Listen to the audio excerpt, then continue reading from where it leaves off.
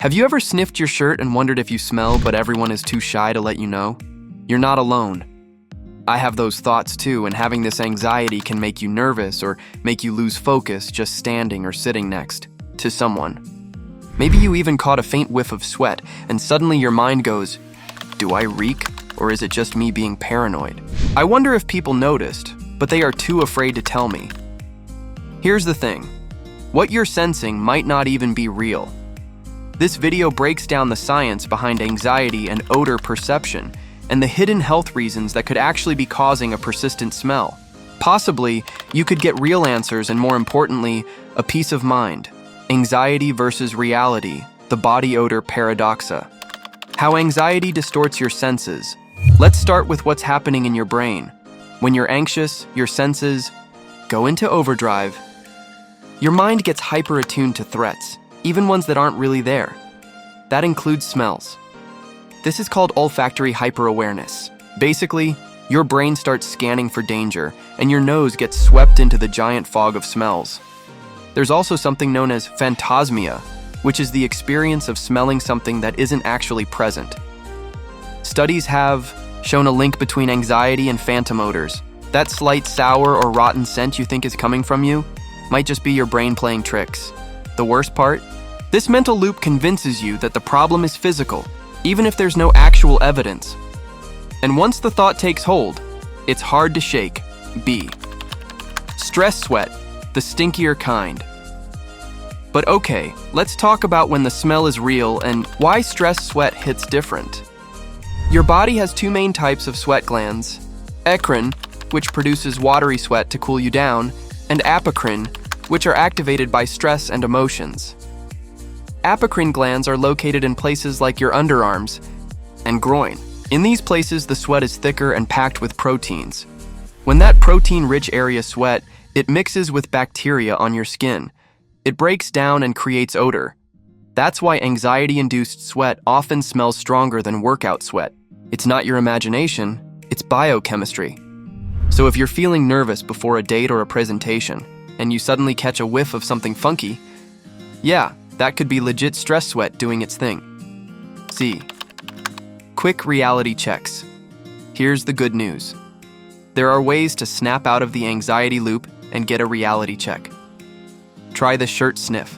Test to smell your clothes objectively, not through an anxious lens. Better yet, ask a trusted friend. "Hey, do I smell today?"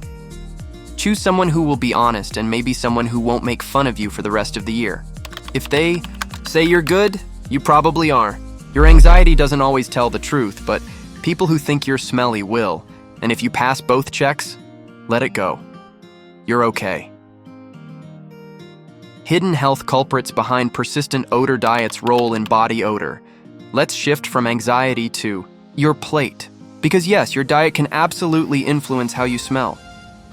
Foods high in sulfur like garlic, onions, cabbage, and broccoli can seep into your bloodstream and come out through your pores.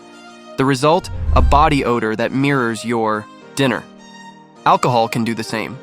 When your liver breaks down booze, it releases byproducts through your breath and sweat. That's called a night out scent. It's not in your head. Processed foods, heavy in refined sugar and fats, also feed the bacteria that live on your skin, leading to stronger odors over time. Bottom line, your diet doesn't just affect your waistline, it affects your scent too. Medical red flags. Now let's get serious for a sec. If you notice a persistent, strong body odor that doesn't go away with hygiene or diet tweaks, your body might be sending a red flag. For example, a fruity or sweet odor can be a sign of uncontrolled diabetes, thanks to high levels of ketones and sal. Ammonia-like smell could signal liver or kidney issues, especially if paired with fatigue or swelling.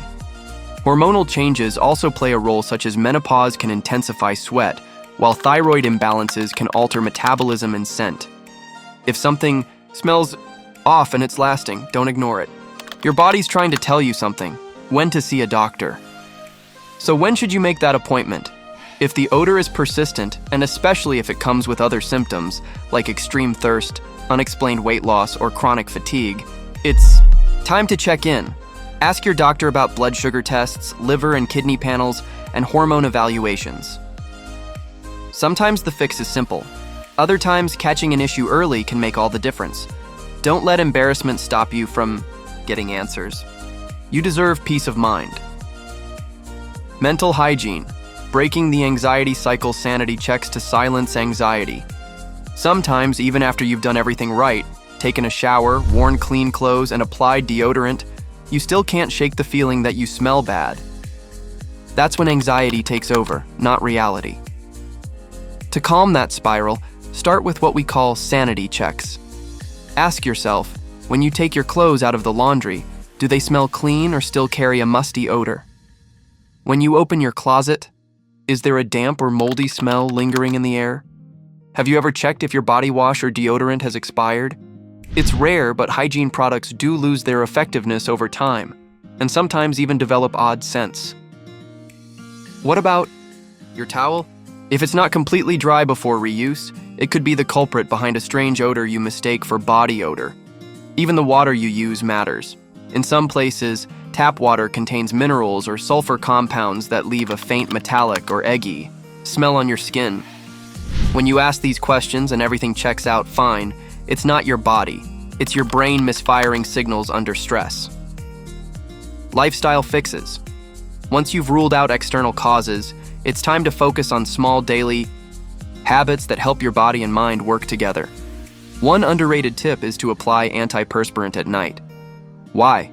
Because your sweat glands are less active while you sleep, giving the product time to block them more effectively, so by morning you're already protected. Next, consider your wardrobe.